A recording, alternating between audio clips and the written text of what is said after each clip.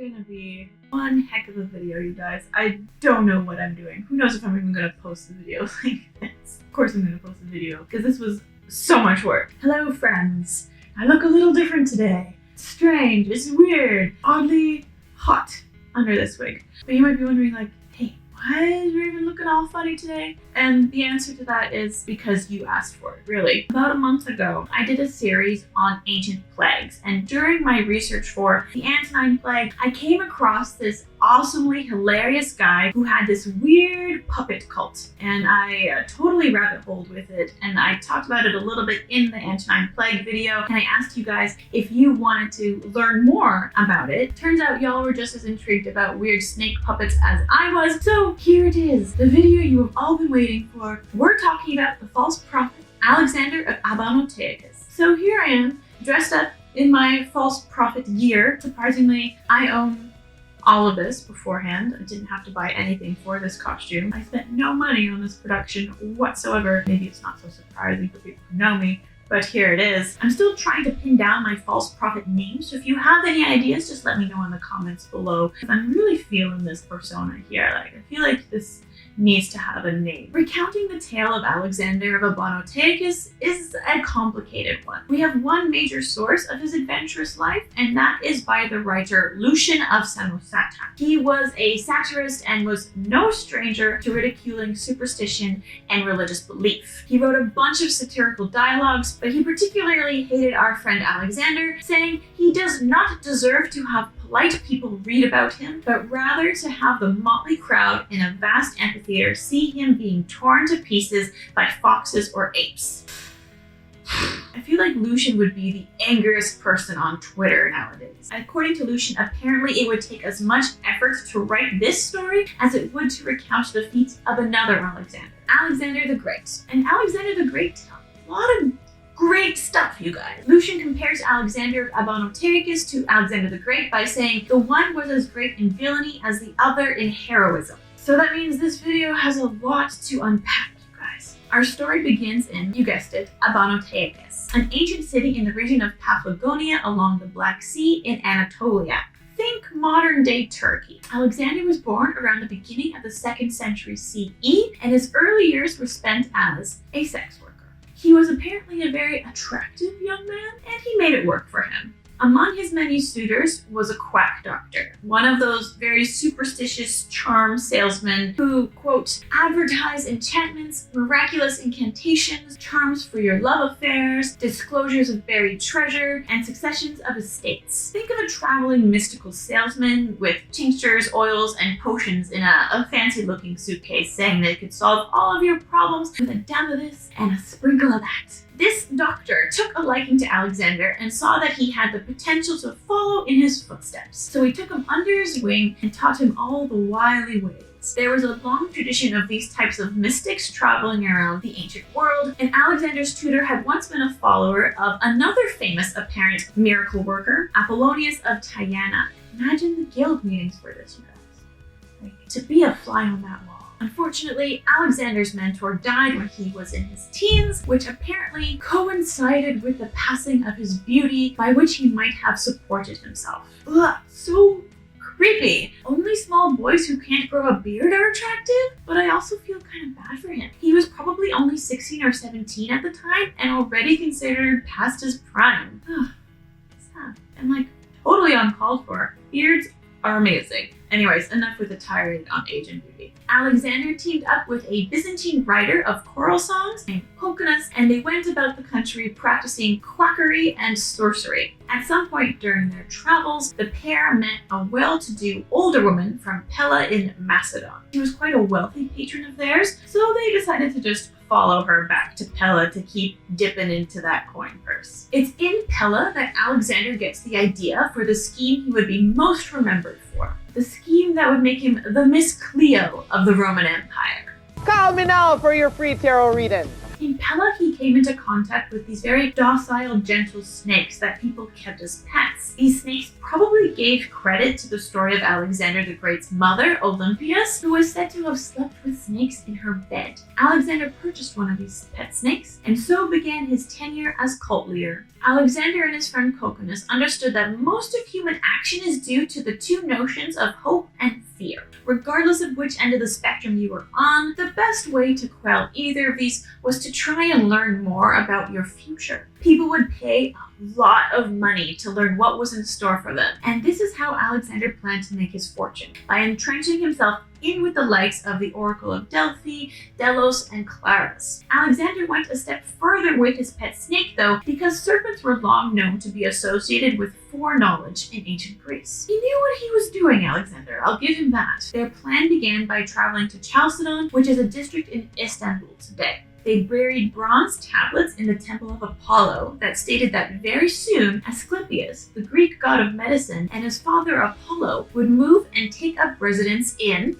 Abonoteichus. Once the tablets were discovered, the city quickly began to build a temple. Obviously, because if a god is coming, you're going to want to make sure he has a house. And then in walks Alexander. He arrives in the city wearing a purple and white tunic, a white cape, and carrying a curved sword called a falchion, or falchion. I can never figure out how to pronounce it. He claimed he was a prophet descended from Perseus, the guy who beheaded Medusa. This was kind of a risky move because people who knew him from his childhood would have known who his parents were, and they were definitely not descended from Perseus. They actually believed it though, because Alexander wrote in those oracle tablets, quote, "Here in your sight is a scion of Perseus, dear unto Phoebus.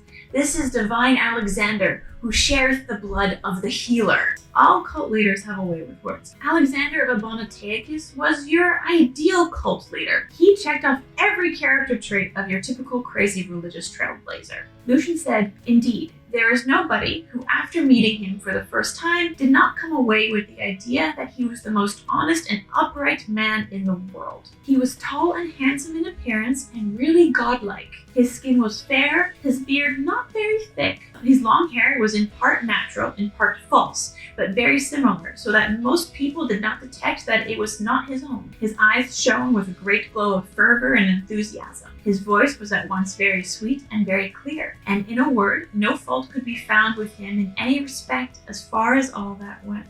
I like to imagine Alexander of Abonoteichus as a balding Charles Manson in a toga. Let's just picture that for a second. To cover all of his bases and ensure people saw him as a prophet, Alexander even faked fits of prophetic madness by chewing on soapwort root, which would make him foam at the mouth. So he just looked like a rabid human being, but it apparently worked. He then fashioned a sort of snake hand puppet made out of linen, which had a very creepy human look to it. Like, it had hair and everything. And I made a replica for you with what I had in the house. Oh, I broke his tongue. Oh no. Ah! I don't know about you guys, but I hope his was a lot better than mine, because this would not fool me. Even his had a mouth and a forked tongue just like this, and apparently they were controlled by horse hairs to be even more realistic. This was the central part of his plan, and you have no idea how crazy things were going to get. One night, he snuck into the foundations of the temple they were building on request of the oracle that he wrote on those bronze tablets, and he hid a goose egg that had a freshly hatched baby snake hidden inside. The next morning, he ran through the marketplace wearing nothing but a gilded loincloth and wielding that curved sword. He then climbed up on top of something so everyone could see him and proclaimed that they were about to receive a god invisible presence, which is a big deal, you guys. A god coming here in person? Oh damn! And the snake made sense in regards to the god Asclepius because of his handy staff that he carried with a snake entwined around it. Alexander and the entire city ran to the foundations of the temple, and he jumped into a little pond that was in there, said a lot of mumbo jumbo, and scooped out the egg that he had hidden there the night before. Cracked the egg open, and everyone just kind of stood there amazed at this tiny snake that was in his hands. This started a religious fervor like no other. This tiny snake was the god Asclepius reborn. Guys, this is a big deal. What Alexander did next was he rushed home with the baby snake and hid away for a few days in order to let the story spread and for more people to flock into the city. Finally, when the city had become overrun, he presented himself to the people dressed like a god with a large snake wrapped around his neck and body. This was the pet snake that he had previously purchased in Pella, but to those in the city, it seemed like the baby snake had miraculously grown into a full-sized animal in just a few days, which is yet another miracle brought about by Alexander. So it kind of looked something like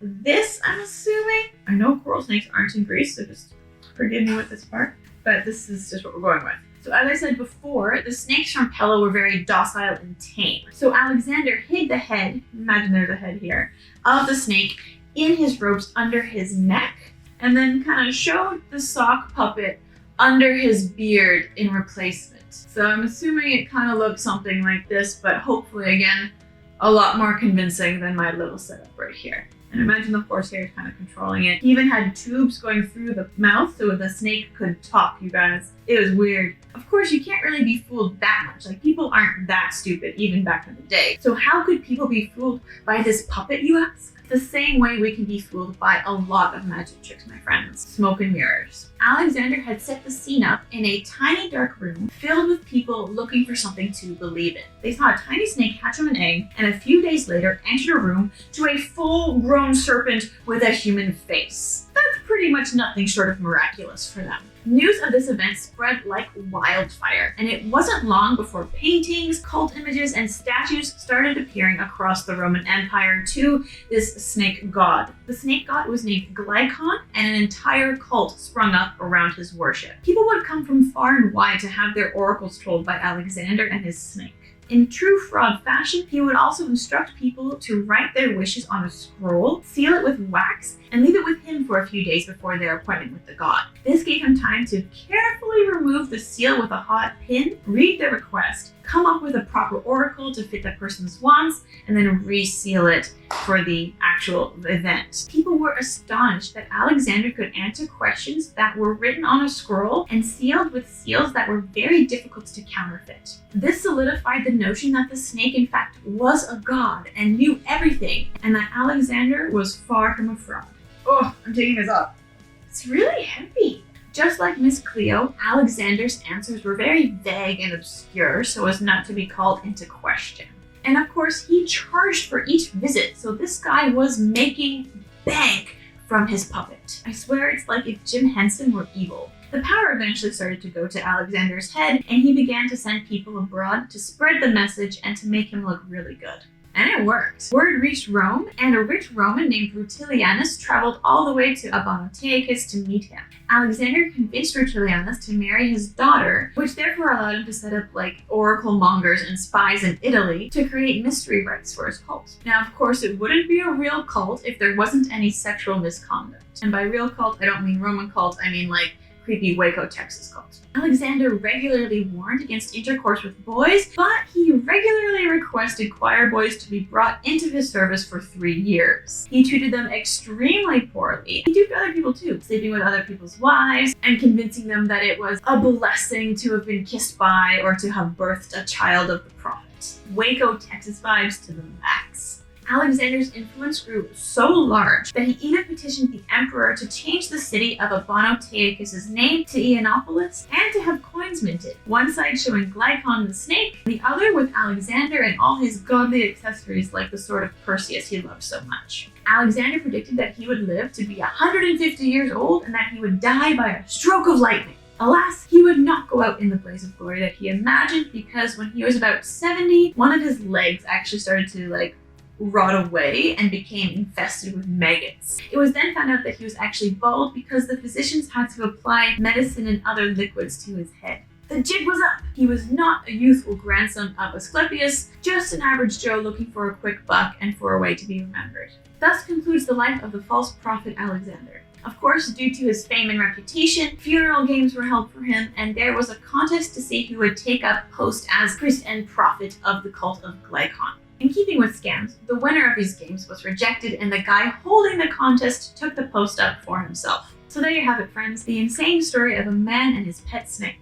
If you like the video, go ahead and smash that like button. Don't forget to subscribe to my channel. I promise I won't be giving you any false prophecies anytime soon, regardless of this ridiculous getup. Big thank you to all of my patrons over on Patreon. They actually get a really fun behind the scenes video of me making all of these crazy props for this video, so that's kind of exciting. If you want access to that video and you just want to support the channel in general, go ahead and become a patron on Patreon. The link is in my description down below. Follow me on all of my socials, and as always, stay dirty, my friends.